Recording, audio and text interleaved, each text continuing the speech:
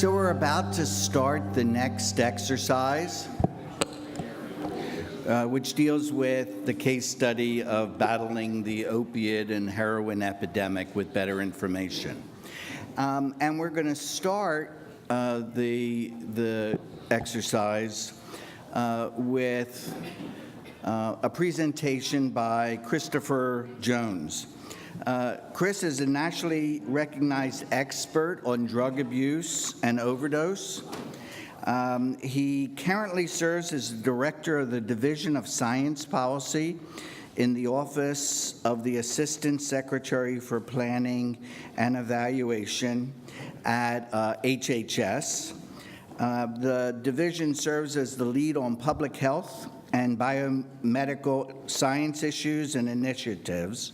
Previously, Chris was the senior advisor to the Office of Public Health Strategy and Analysis in the Office of the Commissioner at the FDA, where he led the CDC's drug abuse and overdose activities and served as senior public health advisor to the White House Office of National Drug Control Policy.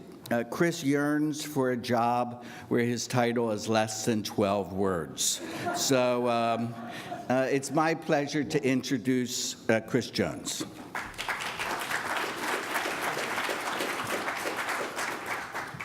Yes, it would be nice to have an easier title. Really, the ASPE part makes it just very difficult. FDA, everybody knows what FDA is, or CDC, but ASPE, what's ASPE? So today I want to give you a very quick crash course in the opioid epidemic and talk a little bit about sort of policy intersection and information sharing, but really just to set, I think, a sense of urgency of why, from the administration's perspective and many in public health and public safety, this is a really important issue. And certainly an issue that continues to evolve and I think really underscores the importance of information sharing across all of our systems. So drug poisoning or drug overdose deaths is the leading cause of injury death, and some people may know that. Some people don't know that and don't realize that more people die from a drug overdose than from car crashes, and that's been the case since 2009. And you can see really over the last 15 years or so, we've made really good progress in reducing motor vehicle traffic crash deaths.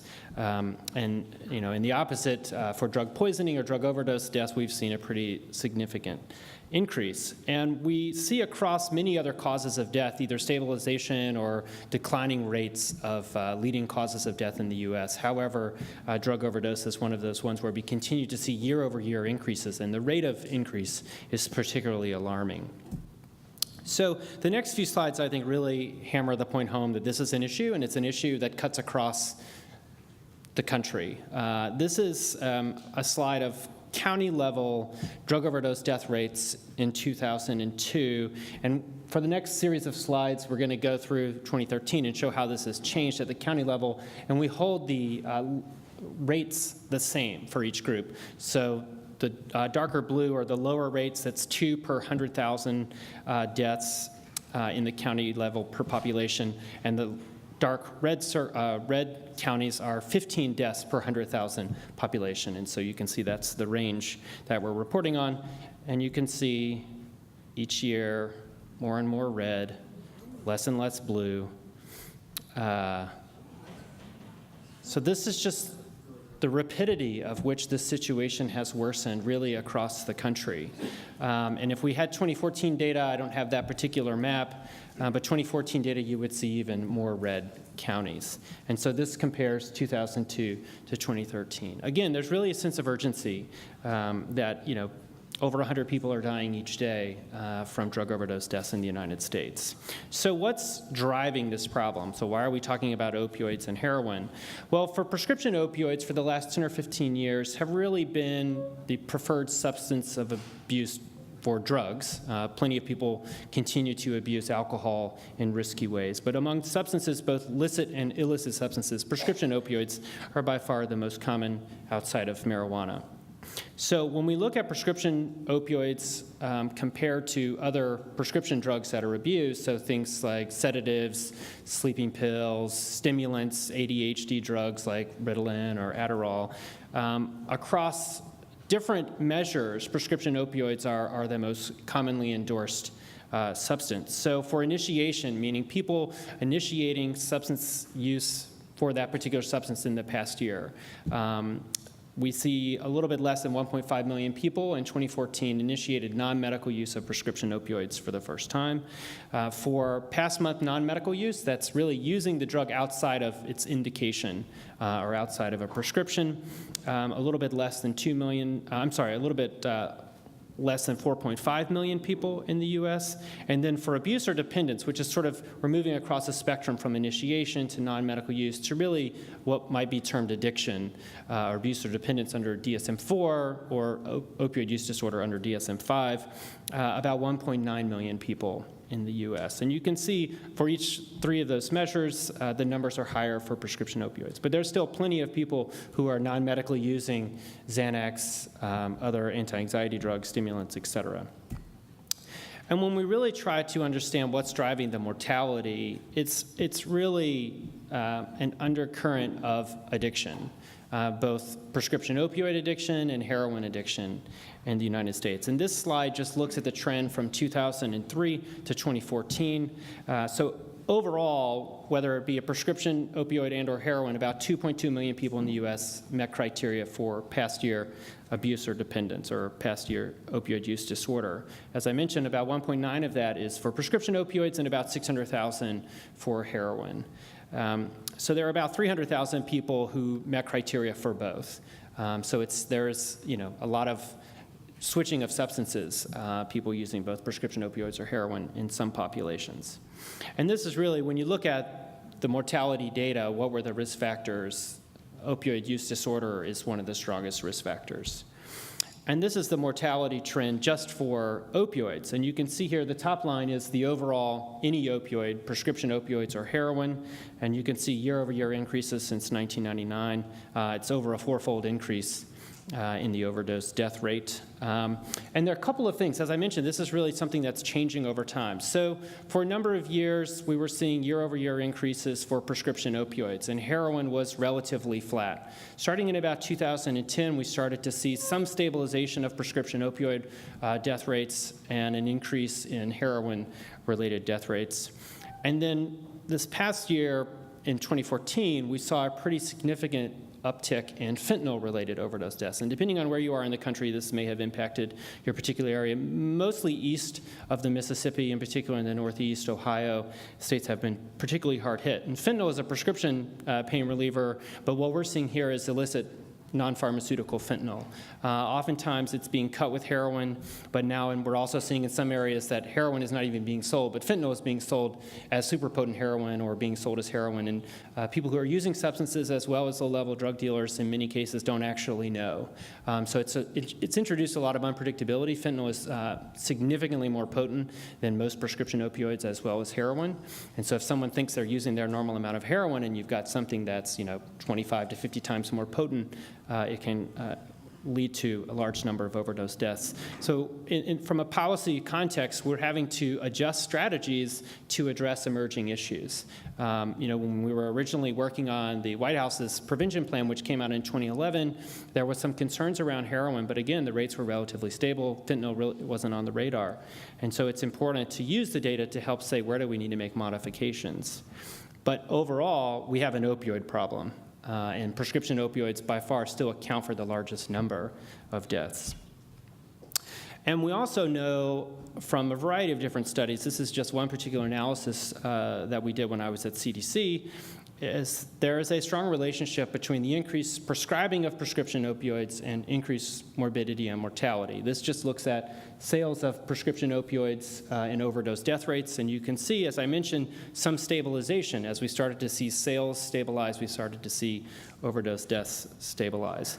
But there have been pretty dramatic changes in how prescription opioids are prescribed, what conditions they're prescribed for, how they're prescribed, the doses that they're prescribed, and those are contributing to risk.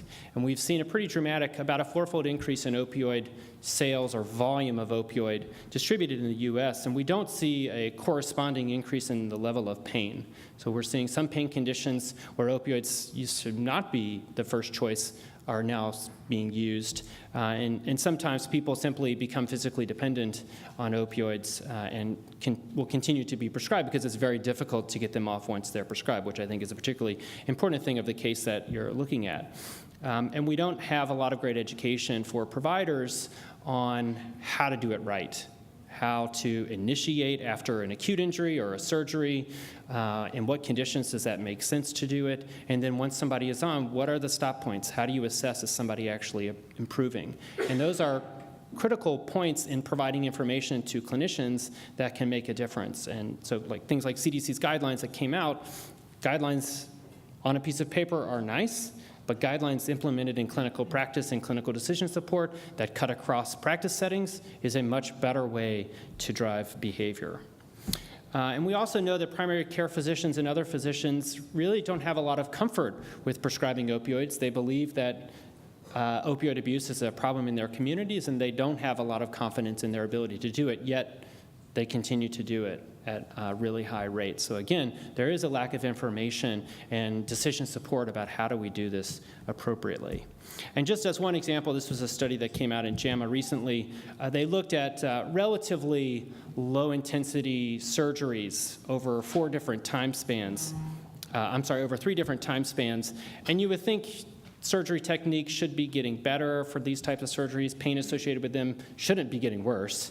And what we found is that doctors prescribed a higher amount of opioid.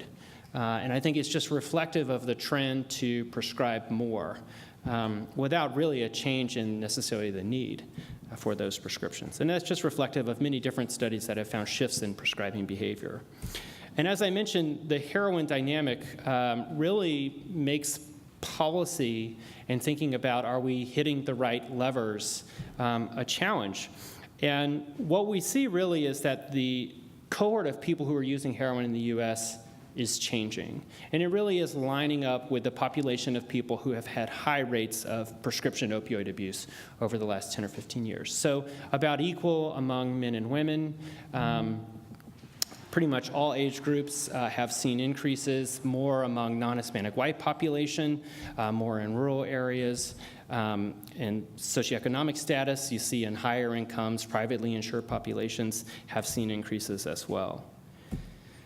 And as I've talked about addiction, I've talked about mortality and changes in prescribing, there really are many facets to this issue. And I hope that this helps bring it home if you don't work in particular areas like physician prescribing of pain management or those types of things, maybe this touches you where you work. So we have the largest outbreak of HIV in the U.S. in recent years in Scott County, Indiana in 2015, about 180 cases of HIV in a county of about city of about 4,000 people. They estimate about 600 injection drug users in that town, so that's a rate of about 12% of the population injecting drugs. And you know, there are many other communities in the U.S. that have very similar circumstances. It was a problem that was somewhat recognized, but certainly not addressed, and they didn't have the capacity to address it. So from an infectious disease standpoint, HIV, rising rates of hepatitis C, in particular among young, non-Hispanic, white, rural, or suburban populations, not your traditional risk population for hepatitis C. We've seen rising rates since the mid-2000s. When you look back at, what were the trajectories of those people, about 70% of HCV cases are associated with injection drug use. So there's the connection there. Looking at neonatal abstinence syndrome, so kids, neonates who are born dependent on opioids because the mother was using substances, sometimes through legitimate prescriptions, sometimes because they have a substance use disorder, and sometimes because they're on a maintenance medication as part of their addiction treatment. But we still have to address the issues of infants that are born dependent. There's recent concerns around opioid abuse and its implications on the foster care system. I think that's still an area that we're trying to better understand, but it kind of intuitively makes sense that if parents are incapacitated because of their substance use, it's not a good home environment for the kids, or if they're incarcerated, we see in many counties, grandparents or other relatives are raising kids because the parents have overdosed and died, or one of the parents is incarcerated. So there's there's, many facets to this particular issue. I already mentioned the fentanyl issue, which is really just sort of acutely concerning because you can see in pockets across the country 75 overdoses over a 24-hour period. So it can really overwhelm the emergency response system and overwhelm communities. So this is the slide that I think is really important for the discussion because it synthesizes quite a lot of the literature, but to say here are some of the risk factors that we know. And so as I mentioned, males tend to have higher rates of abuse or overdose, but females, the rates among females have actually been increasing at a faster clip, and the gap between men and women has been declining in recent years. We tend to see higher rates of death in the middle-aged population, which kind of makes sense. People are likely to be exposed to opioids because they have chronic pain conditions or have, just injuries that have occurred as people have gotten older. But in the abuse population, we tend to see it skew a little bit younger, 18 to 35. Again, whites, American Indians, Alaska Natives tend to have the highest rates, but we don't really see any populations that have been protected. Most populations, most different race, ethnicity groups have seen increases, so no one has necessarily had a protective factor.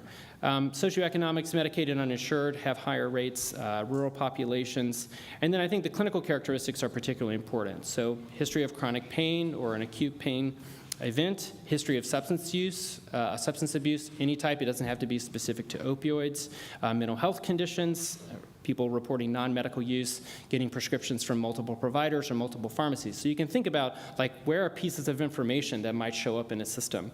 High daily doses, so looking at an electronic health record or a prescription drug monitoring program, looking at combinations of opioids and benzodiazepines, those types of things. And I'll say that the best predictor of a subsequent overdose or of an overdose is having a prior overdose. And so thinking about emergency department records, how they're not connected to primary care records, oftentimes people are stabilized and they're discharged, and we're not doing anything to address the particular problem after an acute overdose.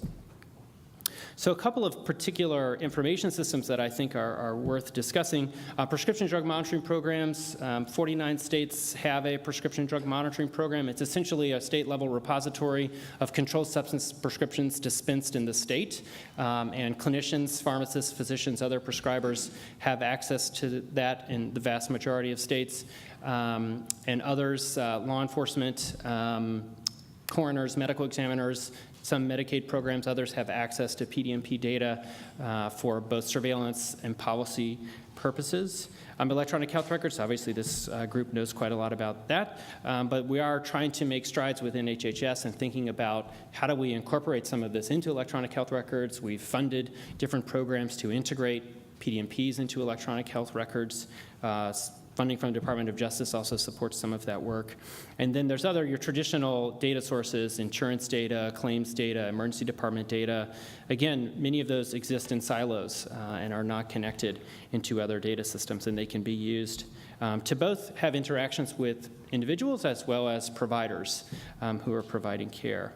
And again, these are the systems that we often talk about on sort of the abuse side within HHS, but there are a number of other social services systems, human services systems that have some connection with this issue, and I think those are areas to explore of how do we integrate all of the different data points so that we have a clear picture of what's going on, so that if somebody's passing through the system in very different ways, whether it's the Medicaid enrollment office, the emergency department, the primary care doctor's office, we've got some ability to see what's going on with that individual, and people who are providing services have information to make informed decisions.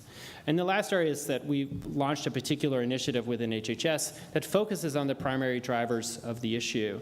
And I think this work and our engagement is, again, part of that work to provide clinicians with the information they need to make informed prescribing decisions, to expand access to addiction treatment, to maximize surveillance systems in order to understand what's going on and drive policy.